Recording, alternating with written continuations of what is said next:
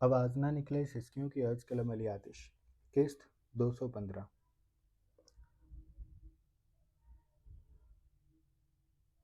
वही जो मुझे बहुत पहले कर लेना चाहिए था। तुम गिरी हुई औरत हो। वो शेरनी की मानिंद आगे बढ़ी तो दूसरे ही यूले की घबराई हुई आवाज़ कमरे में गूंजने लगी। वो भागी थी। सफ़ेद दीवारों पर दो सियाह साए लहरा रहे थे। दिन के वक्त में वो साए सूरज की रोशनी से छत को छू रहे थे। पहला सा ये पहला साया मेज से टकराया। वहाँ रखा गुलदान नीचे गिरा। उसके टूटने की चिंगाड़ घर में फैली और फिर खामोशी छा गई। तुम पागल हो गई हो, वो चिल्लाई थी। सामने खड़ी शेरनी को देखकर वो पसीने में भीगी थी। वो सर को दाएं बाएं हिलाती पीछे हो रही थी। बालकनी बालाई मंजिल की बालकनी में वो पहुंच चुकी थी। उसकी पुश्त रेलिंग से टकराई और फिर वो अपने तवाज़ुन बरकरार न रख सकी। उसका वजूद कटी पतंग की तरह लहराता हुआ नीचे की तरफ गिरा। वहाँ दो चीखें बुलंद हुई, एक उसकी जो मारने वाली थी और एक उसकी जो उसे यहाँ मारने आई थी, सिर्फ डराने आई थी। लेकिन सामने वाली मर चुकी थी। नीचे धमाके से उसका वजूद गिरा और फिर उसके सर की पुश्त से खून फैलता सफ़ेद टाइलों को रंगता आगे बढ़ने लगा। वो रेलिंग को थाम कर साकित, बिल्कुल साकित खड़ी थी। मूसा को नीचे छोड़ कर आने से पहले रिधम ने उसकी फीडर में मौजूद दूध को बाथरूम के बेसन में बहा दिया था। बेसन को अच्छी तरह पानी से साफ करने के बाद वह बाहर आई। अभी सोकर उठे मूसा को मध्यम मुस्कुराहट से देखकर वह उसके चेहरे पर झुकी। उसके माथे को चूमकर उसने एहतियात से मूसा को अपनी बाहों में उठाया। उसके गालों को चूमती हुई वह बाहर की जानिब बढ़ गई थी। उज़्मा को मूसा देने के बाद वह स्टडी की जानिब बढ़ी थी, जहाँ रागिब काम कर रहा था। उसने बगैर दस्तक दिए दरवाज़ा खोला तो सामने रागिब पावर चेयर पर बैठा लैपटॉप में मसरूफ़ था। आहट पर उसने चेहरा उठाकर सामने देखा। रिधम को देखकर उसने लैपटॉप की स्क्रीन को बंद कर दिया था।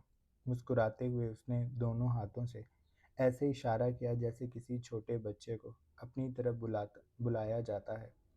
रिधम कदम कदम चलती उसके करीब आ गई। रिवॉल्विंग चेयर को पीछे करके उसने रिधम को आहिस्ता से अपने घुटने पर बिठाया। उसके कैचर में मौजूद जुल्फ़ों को कैचर से आज़ाद करता वह उसमें धीरे धीरे उंगलियां चलाता जैसे उन्हें सीधा कर रहा था। रिधम उसके दोनों शानों पर हाथ रखे हुए थी। मैं अभी अम्मी से बात कर कर आई हूँ, उसने बोलना शुरू किया। रागिब उसके चेहरे को देख रहा था। मुझे आज अम्मी के घर जाना है। उन्होंने नए घर के लिए कुछ डेकोरेशन पीसीज वगैरह लेने हैं, तो वो चाह रही थी कि मैं उनके साथ मार्केट चली जाऊं। रागिब ने उसकी मुकम्मल बात सुनने के बाद सर को जुम्बिश दी। ठीक है, चली जाना। शाम में वापस तो आ जाओगी ना? रागिब के सवाल पर रिधम ने लाइल्मी से शाने उचकाए और बोली, पता नहीं, आप देख रहे हैं वक्त 4 तो बजने वाले हैं। जाते जाते और देर हो जाएगी। अभी मैंने तैयार भी होना है, फिर मार्केट जाऊंगी। हम नए घर भी जाएंगे, पता नहीं वहाँ से कब फ्री होंगे। अम्मी कह रही थी कि इतवार को पार्टी भी है, तो उसकी भी तैयारियां करनी है। शायद आज मैं वहीं रुकूं। वो कहकर रागिब के सीने से आहिस्ता से लग गई। रागिब के हाथ वैसे ही उसकी खुली जुल्फ़ों में हरकत कर रहे थे। रागिब, आप भी चले ना मेरे साथ? रागिब उसकी बात पर मुस्कुराया। नहीं, मैं नहीं आ सकता। तुम्हारी अम्मी ने तुम्हें बुलाया है, और वैसे भी वो तुम दोनों का पर्सनल टाइम होगा। मैं जाऊंगा तो वहाँ बोर हो जाऊंगा, इसलिए मैं घर ही रुकता हूँ। तुम आराम से जाओ। शाम में जब तुम फ्री होगी तो मुझे बताना, मैं तुमसे मिलने आ जाऊंगा। हम लोग बाहर आइसक्रीम खाने जाएंगे। रिधम ने गहरा सांस लिया। वो चंद पल खामोश रही, फिर बोली, आप घर रहेंगे? रागिब ने सर हिलाया। रिधम उसके सीने से दूर हुई। उसकी आंखों में देखते हुए वो चुप सी हो गई थी, लेकिन उसके चेहरे पर रेंगने वाली बेचैनी को रागिब भांप चुका था। क्या हुआ? तुम चुप क्यों हो गई? कोई बात है तो मुझे बताओ। उज़्मा भी तो घर होगी, तो आप घर कैसे रुक सकते हैं? रागिब को धचका सा लगा। لیکن پھر اس نے خود کو ضبط کرتے ہوئے نرمی سے کہا، تم عظمیٰ کو اپنے ساتھ لے جاؤ، اور میرا بھی پکا پتہ نہیں ہے کہ میں رات کو گھر ہی رکوں گا، ہو سکتا ہے میں کسی دوست کے پاس چلا جاؤں۔ وہ جانتا تھا کہ ردھم یہ بات کیوں کر رہی ہے، وہ چاہے لاکھ کوشش کر لے، لیکن اس کے دل میں جو شک بیٹھ گیا وہ شاید تب ہی نکلے گا جب عظمیٰ اس گھر سے جائے گی۔ اس لیے راغب نے اس کی بات مانتے ہوئے فوراً ہی حل نکال دیا تھا۔ ردھم کی آنکھیں چمکی۔ ہاں، میں نے تو یہ سوچا ہی نہیں، میں عظمیٰ اور موسیٰ کو ساتھ لے جاتی ہوں۔ چلو ایسے ہم تینوں ہو جائیں گے اور امی موسیٰ سے بھی مل لیں گی۔ راغب نے سر ہلا دیا، وہ مسکرا رہا تھا۔ ردھم اس کی گود سے اٹھی، اس کے چہرے پر جھکتی اس کے ماتھے اور آنکھوں کو چومتے ہوئے بولی، میں آپ کو بہت زیادہ مس کروں گی۔ راغب نے اس کے چہرے کو ہاتھوں کے پیالے میں بھرا، اس کے دونوں گالوں کو چوم کر بولا، میں بھی تمہیں مس کروں گا، لیکن شام میں تم سے ملنے ضرور آؤں گا، تم، میں اور موسیٰ آئس کریم کھانے چلیں گے۔ ردھم اس کی بات پر خوش ہو گئی، پھر وہ راغب سے دور ہوئی اور بولی، اچھا میں فریش ہونے جا رہی ہوں، تیار ہو کر ابھی آ جاؤں گی، پھر آپ مجھے چھوڑ آئیے گا، میں عظمیٰ کو بھی بتا دیتی ہوں۔ راغب نے سر ہلا دیا۔ ردھم اسٹڈی سے چلی گئی تھی۔ اس کے جانے کے بعد راغب کچھ دیر اس کی باتوں کو سوچتا رہا، پھر اس نے سر جھٹکا، ردھم کا کچھ نہیں ہو سکتا۔ اس نے جیسے ہی یہ بات خود سے کہی، وہ دوبارہ اپنے کام میں مصروف ہو گیا۔ راغب ردھم اور عظمیٰ وغیرہ کو چھوڑ کر باہر ہی سے چلا گیا تھا۔ ردھم چاہتی تھی کہ وہ اندر تو آئے، لیکن راغب نے انکار کر دیا تھا۔ ردھم عظمیٰ وغیرہ کے ساتھ اس وقت امی کے گھر کے دروازے پر موجود تھی۔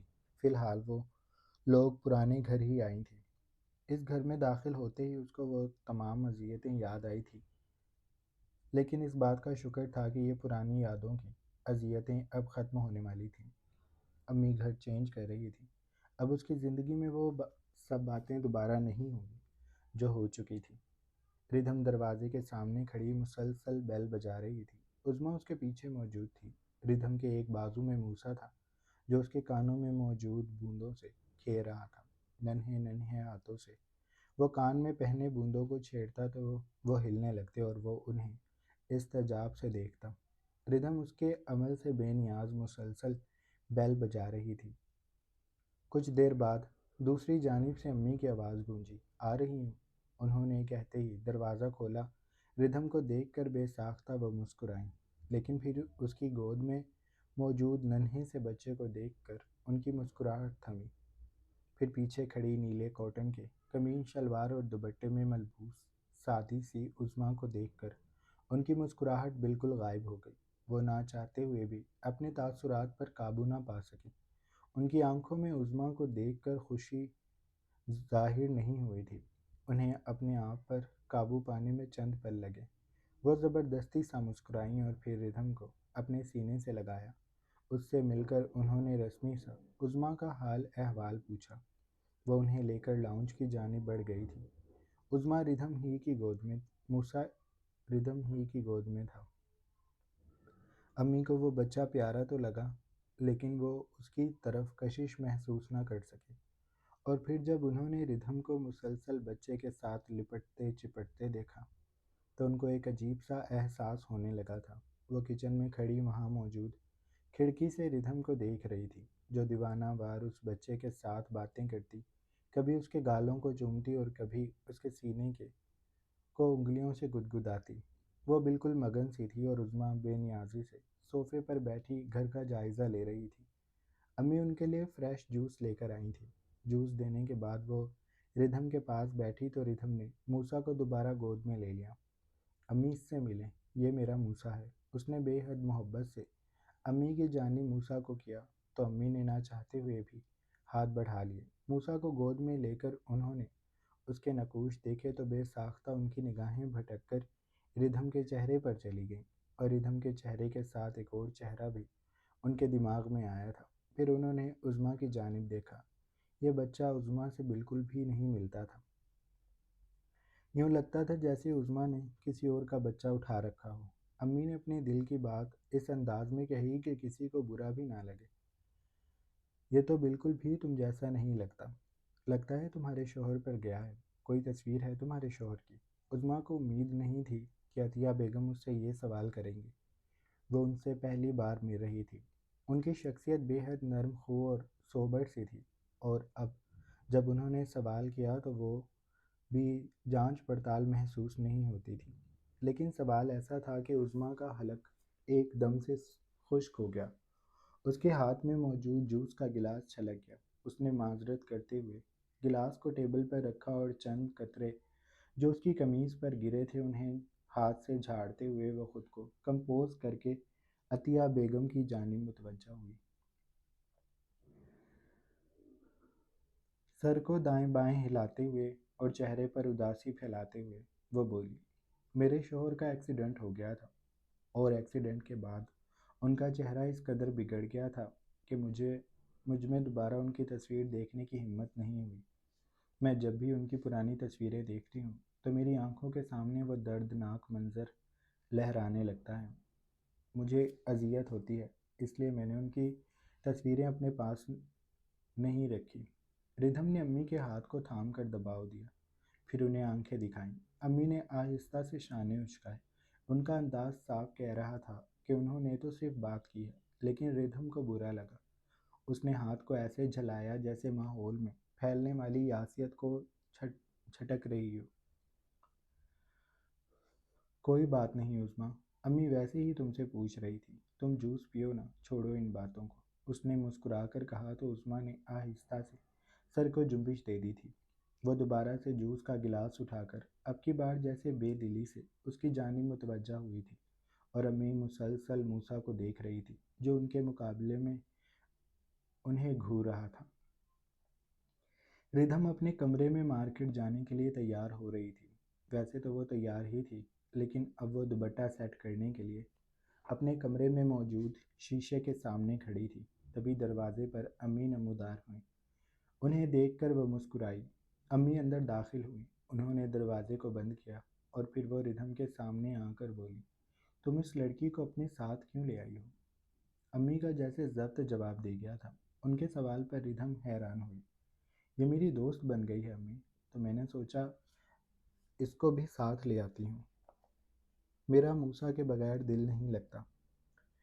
ایک وجہ یہ بھی ہے کہ میں عظمیٰ کو اپنے ساتھ اس لیے لائی ہوں کیونکہ میں موسیٰ کے بغیر نہیں رہ سکتی، اور آپ بھی کہہ رہی تھی کہ شاید مجھے آج رات یہیں رکنا پڑے۔ امی نے سمجھنے والے انداز میں سر ہلایا، پھر انہوں نے نرمی سے ردھم کا ہاتھ تھاما۔ ردھم، میری بات کو ٹھنڈے دماغ سے سنو۔ برا بھی مت ماننا، میں صرف تمہاری بھلائی کے لیے کہہ رہی ہوں۔ مجھے یہ لڑکی ٹھیک نہیں لگ رہی۔ وہ بچہ اس کا بالکل بھی نہیں لگتا، اور شوہر کے ذکر پر بھی اگرچہ وہ یہ کہہ رہی تھی کہ اسے دکھ ہے، لیکن اس کی آنکھوں میں کوئی بھی دکھ دکھائی نہیں دے رہا تھا، بلکہ ایک بے چینی سی تھی۔ میں نے زمانہ دیکھا ہے بیٹا، مجھے یہ لڑکی ٹھیک نہیں لگ رہی۔ یہ راغب کے کون سے دوست کے ریفرنس سے آئی ہے؟ ردھم ان کی باتوں پر حیران ہو رہی تھی۔ امی آپ شک کر رہی ہیں، جبکہ وہ خود بھی یہی سب سوچتی تھی، لیکن اب امی کے منہ سے سن کر وہ یہ ظاہر نہیں کرنا چاہتی تھی کہ اس بات پر راغب اور اس کی اچھی خاصی بحث ہو چکی ہے، اور اب وہ دوبارہ اپنے دماغ میں یہ ساری باتیں نہیں دہرانا چاہتی۔ یہ باتیں سننا ہی نہیں چاہتی تھی، لیکن جب بھی وہ ایسی کوئی بھی بات سنتی تھی اس کے دماغ میں جیسے چنگاریاں سی لگنے لگتی تھی، اور پھر اس کا پورا وجود تفتیش کی آگ بن کر ثبوت ڈھونڈنے نکل پڑتا تھا، جس کا نتیجہ ہر بار لڑائی ہی ہوتا تھا۔ اس لیے اس نے امی کو ٹوکا، ڈاکٹر عبداللہ ہیں، یہ ان کے ریفرنس سے آئی ہے، راغب کے کافی پرانے دوست ہیں، اور امی لڑکی اچھی ہے، کافی دنوں سے ہمارے ساتھ رہ رہی ہے، کسی بھی طرح کی کوئی بھی نامناسب حرکت میں نے نوٹس نہیں کی۔ آپ ایسے ہی شک کر رہی ہیں، وہ بچہ اسی کا ہے، ہو سکتا ہے شوہر پر گیا ہو۔ جب میں نے پہلی بار عظمیٰ کو دیکھا تھا تو مجھے بھی یقین سا نہیں آیا تھا، لیکن امی ایسے کیسز تو بہت عام ہیں جن میں بچے ماں باپ سے نہیں ملتے۔ بچے ویسے بھی پیارے لگتے ہیں، شاید ان کے چہرے پر موجود معصومیت ہوتی ہے جو انہیں سب سے الگ دکھاتی ہے۔ وہ اپنی طرف سے دلیل دے رہی تھی، لیکن امی کے دل کو چین نہیں آیا۔ انہوں نے سر نفی میں ہلایا۔ ان کے چہرے پر موجود بے چینی ویسی ہی تھی، پر اس بچے کے نقوش بھی نہیں ملتے اس سے۔ کہ تم اس کے شوہر کی تصویر تو دیکھو، اسے کہنا اگر اسے اذیت ہوتی ہے تو وہ نہ دیکھے، الٹی کر کے ہمیں دے دے، ہم سیدھی کر کے دیکھ لیں گے، اسے دکھ نہیں پہنچنے دیں گے۔ ردھم کا حیرانی سے منہ کھل گیا، پھر اس نے سر جھٹکا۔ امی آپ بھی حد کر رہی ہیں، آپ میرا دماغ خراب کر رہی ہیں، میں آپ کو سچ بتاؤں۔ اس نے امی کے دونوں ہاتھوں کو پکڑا اور گہرا سانس بھر کر بولی، میں پہلے ہی راغب پر بہت شک کر چکی ہوں، عظمیٰ کی وجہ سے۔ عظمیٰ کو یہاں لانے کا مقصد موسیٰ تو ہے ہی، لیکن میں آپ کو سچ بتاؤں، میں راغب کو عظمیٰ کے ساتھ اکیلے نہیں چھوڑنا چاہتی تھی، اسی لیے میں اسے اپنے ساتھ لے آئی۔ میں پہلے ہی بہت شک کر رہی ہوں، آپ پلیز میرے سامنے ایسی باتیں مت کہیں، ورنہ میرا اور دماغ خراب ہوتا ہے، پھر میں دوبارہ ثبوت ڈھونڈنے لگ جاتی ہوں۔ اس کا لہجہ بوجھل ہو گیا تھا۔ امی کو فوراً اپنی غلطی کا احساس ہوا، وہ یہ کیا کر رہی تھی؟ ردھم صحیح کہہ رہی ہے، اگر وہ اس طرح کی باتیں کریں گی تو ردھم کے دماغ میں ضرور نئی نئی کہانیاں بننے لگیں گی، اور اس طرح ان دونوں کا رشتہ خراب ہو سکتا ہے۔ اسی لیے امی نے فوراً بات کو ختم کرتے ہوئے کہا، اچھا ٹھیک ہے، اس بات کو یہیں چھوڑتے ہیں، تم تیار ہو گئی ہو نا؟ میں بھی بس پرس اٹھا رہی ہوں، پھر چلتے ہیں۔ نیچے جاؤ گی ان سے ملنے؟ ردھم نے صاف انکار کر دیا، نہیں میں نہیں جاؤں گی۔ امی نے اس پر دباؤ نہ دیا، وہ ہلکا سا مسکرائیں اور سر کو جنبش دے کر کمرے سے باہر نکل گئیں۔ ردھم ان کے جانے کے بعد اپنے سنگل بیڈ پر بیٹھ کر اپنے سر کو دونوں ہاتھوں میں تھام چکی تھی۔ یہی تو سارا مسئلہ تھا کہ وہ بھی اپنے دل کو اس بات پر راضی نہیں کر پا رہی تھی کہ موسیٰ عظمیٰ ہی کا بچہ ہے۔ وہ بالکل بھی عظمیٰ سے مماثلت نہیں رکھتا تھا، کوئی ایک چیز تو عظمیٰ جیسی ہو، لیکن وہ بچہ عظمیٰ کی گود میں جب بھی ہوتا تھا، اس بچے کا رنگ روپ چیخ چیخ کر جیسے یہ بات ظاہر کرتا تھا کہ عظمیٰ اس کی ملازمہ سے زیادہ کچھ بھی نہیں ہے۔ حیرت کی بات تھی کہ جب بھی عظمیٰ موسیٰ کو لیتی تھی، وہ حقیقت میں اس کی ملازمہ لگتی تھی۔ موسیٰ کا الگ ہی روپ تھا۔ ذہن میں دوبارہ سے جب کہانیاں بننے لگیں تو اس نے فوراً سر جھٹکا، سر کو نفی میں ہلاتے ہوئے، اور سینے پر ہاتھ رکھ کر وہ خود سے ہم کلام ہوئی۔ آئینے میں اپنے عکس کو دیکھتے ہوئے بولی، نہیں ردھم، ہمیں شک نہیں کرنا، موسیٰ عظمیٰ کا ہی بیٹا ہے، اور اس کا نہ ہو چاہے کسی کا بھی ہو، مجھے اس سے کوئی سروکار نہیں، پر وہ راغب کا بیٹا نہیں ہے۔ عظمیٰ اور راغب کے درمیان کیسے کچھ ہو سکتا ہے؟ میں بس پاگل ہو رہی ہوں۔ اور اب امی نے دوبارہ میرے دماغ میں یہ باتیں ڈال دیں، مجھے ان سب کے بارے میں نہیں سوچنا۔ وہ خود کو تسلی دیتی ہوئی کھڑی ہو گئی، اپنا پرس اٹھا کر وہ تیزی سے کمرے سے باہر نکل گئی تھی۔ جس وقت امی اور ردھم مارکیٹ جانے کے لیے لاؤنج میں پہنچے تو ردھم نے بے ساختہ موسیٰ کو لینے کے لیے ہاتھ آگے بڑھائے۔ امی نے اس کے ہاتھ کو تھاما، تم بچے کے ساتھ شاپنگ کیسے کرو گی؟ اسے یہیں رہنے دو، عظمیٰ ہے نا، وہ اسے سنبھال لے گی، تم چلو میرے ساتھ۔ امی نے اس کے ہاتھ کو پیچھے کیا تو ردھم نے تعجب سے امی کی جانب دیکھا۔ امی میں سنبھال لوں گی موسیٰ کو۔ وہ باضد ہوئی تو امی نے تحمل سے کہا، ہمیں دیر ہو جائے گی ردھم، اتنی دیر بچہ تمہارے پاس نہیں رکے گا، اسے ماں کی ضرورت ہوگی۔ ردھم نے ہنس کر کہا، نہیں امی، میں اسے پورا دن رکھ لیتی ہوں، یہ مجھ سے بہت زیادہ اٹیچ ہو گیا ہے، آپ بے فکر رہیں، میں سنبھال لوں گی۔ اس نے کہہ کر موسیٰ کو گود میں لے لیا تھا۔ امی جیسے فلیش بیک میں چلی گئی تھیں۔ صبح والی ردھم کی باتیں انہیں بے ساختہ یاد آئیں۔ وہ ردھم کو دوبارہ ٹھہری نگاہوں سے دیکھنے لگی۔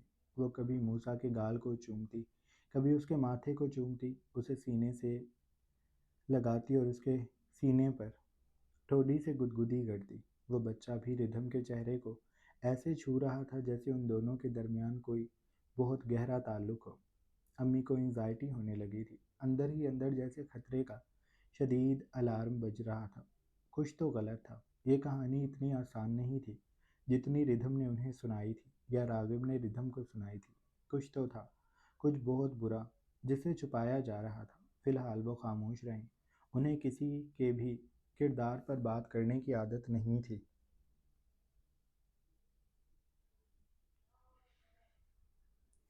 اور نہ ہی وہ ہوا میں تیر چلاتی تھی۔ اسی لیے سب کچھ ذہن سے جھٹک کر وہ ردھم کے ساتھ گھر سے نکل گئی تھی۔ عظمیٰ گھر پر ہی موجود تھی۔ نہ امی نے اسے چلنے کا کہا اور نہ ہی اس نے کسی امید کے تحت ان کی جانب دیکھا۔ وہ لا تعلق سی بیٹھی رہی تھی، لیکن اسے تحقیر کا شدید احساس ہو رہا تھا۔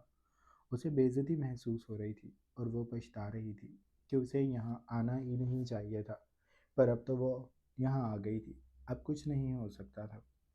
وہ لوگ شاپنگ کر کے رات کو تقریباً 10 بجے گھر لوٹی تھی۔ موسیٰ ردھم کی گود میں سو گیا تھا۔ امی نے ضرورت کی تمام چیزوں کا آرڈر دے دیا تھا جو کل ان کے نئے گھر میں پہنچا دی جانی تھی۔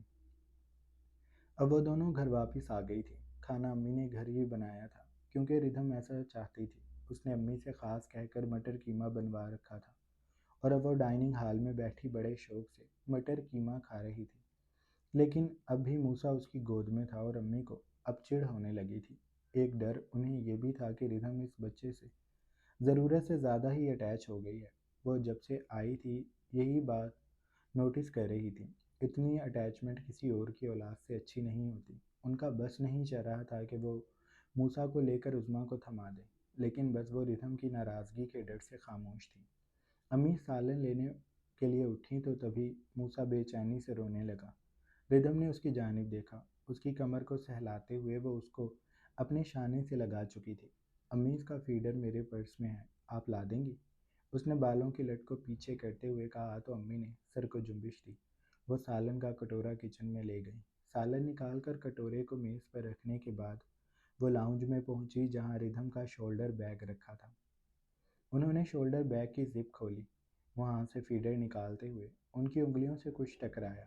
انہوں نے نادانستہ اس سخت سی چیز کو انگلیوں میں تھام کر باہر نکالا تو ان کی بھویں ایک پل کے لیے سکڑی اور پھر انہیں یوں لگا جیسے ان کے سر پر گھر کی چھت آ گری ہو۔ وہ بالکل ششدر رہ گئی تھی۔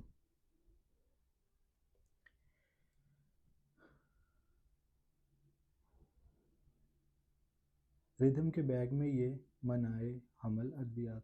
انہیں شدید صدمہ لگا۔ وہ میڈیسن کے ریپر کو آنکھیں پھاڑے دیکھ رہی تھی۔ ان کی آنکھیں ابل کر باہر گرنے کو ہو رہی تھی۔ جسم سے جیسے جان نکل گئی تھی۔ پھر یکایک ان کا پورا وجود کانپنے لگا۔ بات عجیب تھی، کسی دوائی کے ریپر کو دیکھ کر وہ اتنی گھبرا گئی تھی۔ تبھی ڈائننگ سے ردھم کی آواز آئی، امی لے آئینا، یہ رو رہا ہے۔